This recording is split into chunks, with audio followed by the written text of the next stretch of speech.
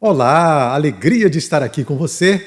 E o programa de hoje vai ser um pouco diferente, vai ser mais com áudio do que com uma imagem de um entrevistador e um entrevistado. Vamos ter sim imagens bonitas aí de fundo, não é um fundo musical também, mas eu vou ler alguns artigos, que eu escrevo e publico no Jornal do Rio de Janeiro chamado O Dia. O jornal se chama O Dia e a coluna tem o título Alegria no Ar, que é preciso manter a alegria, o alto astral, em todas as situações e principalmente agora. A gente se unir num grande, como se diz nas correntes espiritualistas, uma grande egrégora, um grande centro de força que nos conecta e nos une, que a gente, quando entrar nesse espaço sagrado do nosso ser, da nossa meditação, do nosso silêncio, que a gente possa se conectar com o melhor, o mais profundo, eterno e imutável que existe em nós, que é o ser real, que é a mônada divina, que é o espírito imortal, que é a unidade de todos os seres, de todas as coisas. É dentro desse ambiente que nós estamos imersos, não é? Nós somos um. Toda a natureza é una. Todas as tradições falam disso. Você deve conhecer uma carta maravilhosa de um cacique norte-americano que o presidente dos Estados Unidos, na época, parece que século XVIII, queria comprar as terras dos índios. E os índios se reuniram e o cacique transmitiu para o presidente americano, escreveu uma carta belíssima, Você pode pesquisar aí no Google, que você vai encontrar essa carta. Coloque lá alguns dados, carta do cacique americano ao presidente, e ele diz tudo o que nós precisávamos ouvir e precisamos até hoje. Entre outras coisas, ele fala da unidade da natureza. Nós estamos inextricavelmente unidos com a natureza. Nós somos a natureza, somos parte da natureza, embora muitas vezes essa noção antropocêntrica, de colocar o homem no centro, modificou um pouco a concepção, principalmente ocidental, das coisas. Isso vem acarretando dores, sofrimentos, angústias, poluição, tudo mais, que hoje culminou nesse estado em que nós vivemos, que é um estado de depuração, é um estado de introspecção, de reflexão, de mudança de paradigmas, de transição. Todo o planeta, todos os seres, todas as consciências, de um lado ou de outro, estão passando por essa mudança. É uma coisa cíclica, inevitável. Inevitável. Existem as coisas materiais que são agentes desse karma mundial, planetário, e que afeta cada um de nós, porque nós estamos ligados, temos o nosso karma individual, familiar, coletivo, nacional. Nada é por acaso. O fato de nós termos nascido nesta época, neste país, nesta família, tudo tem um sentido de regeneração, um sentido de resgate, digamos assim, de compreensão, de perdão, para nós continuarmos seguindo a nossa jornada da melhor maneira possível. Então, o primeiro texto que eu escolhi para ler hoje para vocês é A Vida em Perspectiva. Geralmente eu termino sempre os meus textos, que são textos curtos, Uns 14, 15 linhas apenas, 1 minuto e pouco para cada texto. Eu costumo sempre dizer assim: podemos, vamos, Sempre um estímulo para a gente seguir em frente, tá bom? Vamos lá então. A Vida em Perspectiva. Como foi a nossa infância, vista a partir de hoje? Como agiam os nossos pais e como se comportavam os nossos irmãos? E nós, como éramos? Qual era o nosso temperamento? De quem a vida nos aproximou e de quem ela nos separou e nos privou? Existem saudades acumuladas? Ficaram mágoas e ressentimentos? Após tantos anos, quantas dessas pessoas já se foram e quantas permanecem conosco?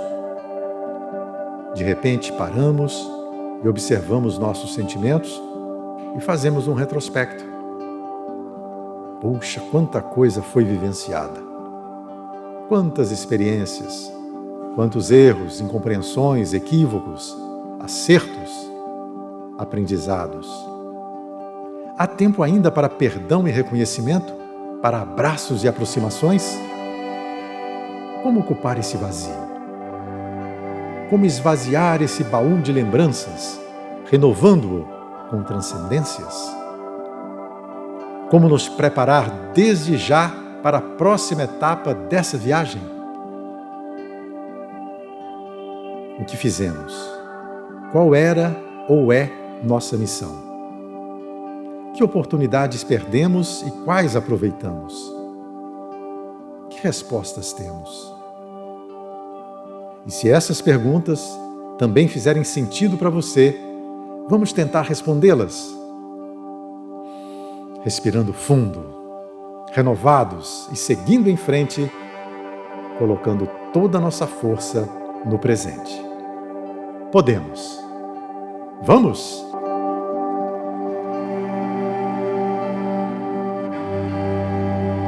E o segundo tema de hoje chama-se Karma Coletivo.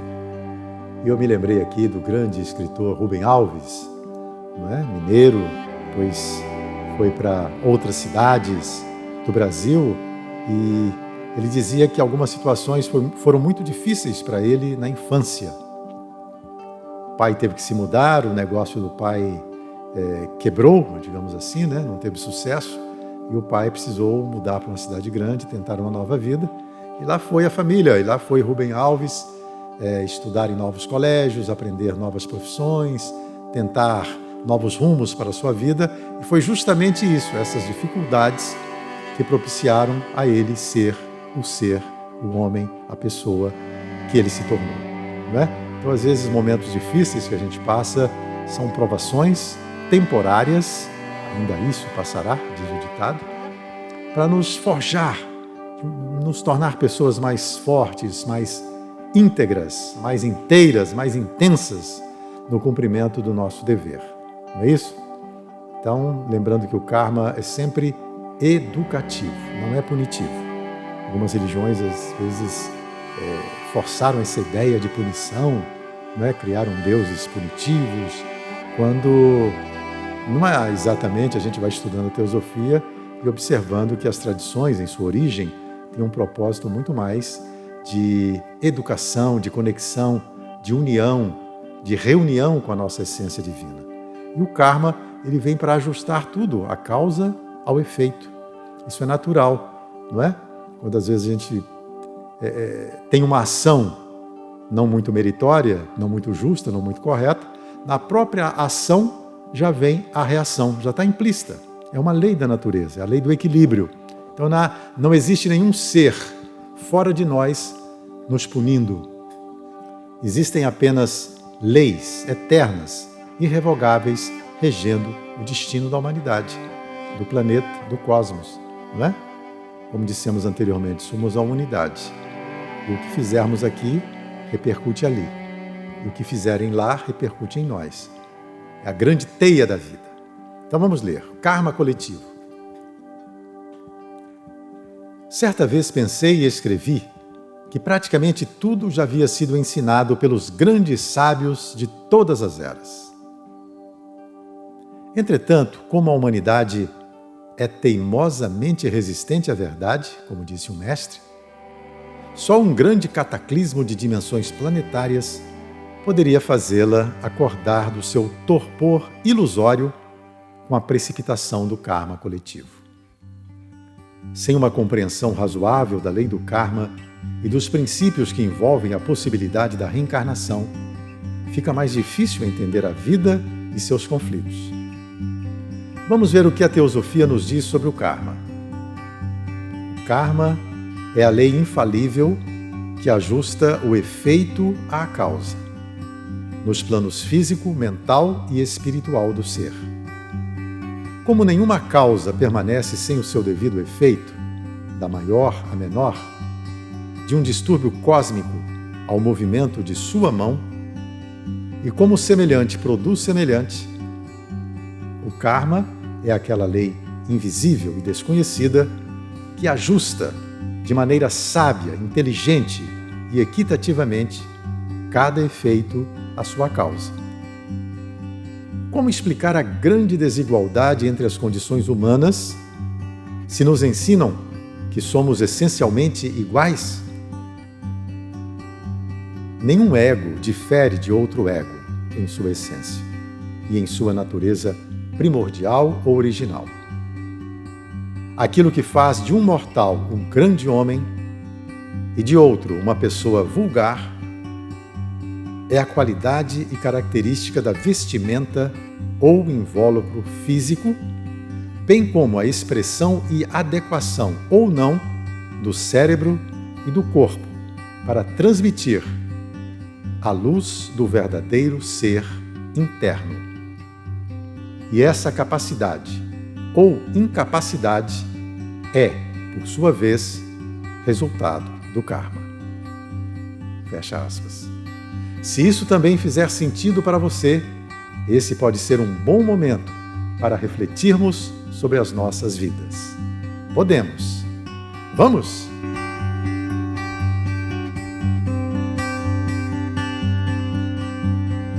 Seguindo então com as nossas reflexões do programa de hoje, Cá Entre Nós, agradecendo a você pela divulgação do programa, pelo compartilhamento, todos aqueles que participam com ele. Às vezes fica difícil encontrar alguém para entrevistar, para compartilhar as ideias, mas aí surgem as oportunidades da gente trocar também esses escritos com você. O próximo é Tempos de Restrição. Estamos vivendo um ciclo que ainda deve durar um pouco. O que esse ciclo veio fazer, ensinar e cobrar? Restrição, estoicismo, temperança, aceitação, generosidade, solidariedade, vida interior. Quem viveu predominantemente para o externo, para o consumismo, que levou uma vida mais material, como deve fazer para aprender a cultivar uma vida interior mais rica? Vou repetir essa frase. Como deve fazer para aprender a cultivar uma vida interior mais rica? Quem não desenvolveu a prática da leitura, do estudo, do recolhimento, das artes, da natureza, como aprender a desenvolver essas possibilidades? O momento é educativo e precisamos aprender com ele. É tempo de renovação, de dissolução da nossa teimosia, de hábitos e apegos arraigados.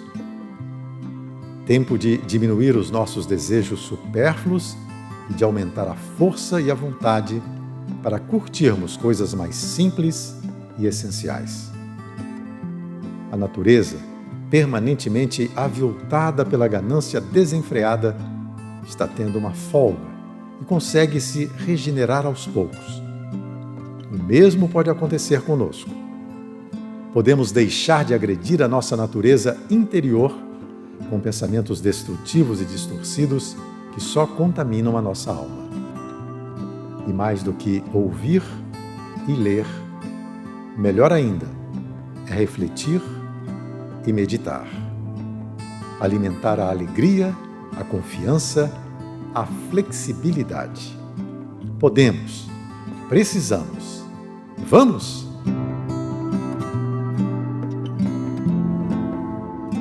E esse texto que eu acabei de ler, o Tempos de Restrição, foi resultado de uma conversa que eu tive com dois astrólogos, O Gustavo Antoni e depois o Guilherme Bittencourt.